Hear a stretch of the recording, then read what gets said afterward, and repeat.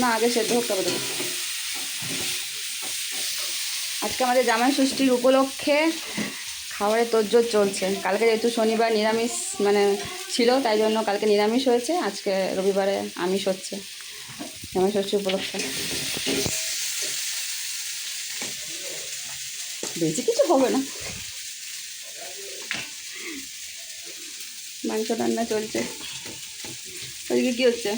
পেঁয়াজ আলুর পোস্ত, কিছুটা পোস্তর বড়াও হবে, শাক ভাজা, বেগুন ভাজা, পকোড়া আছে, চিকেন পকোড়া, লাউ আছে, মাছের মাথা দিয়ে লাউ। মাছের মাথা দিয়ে লাউ।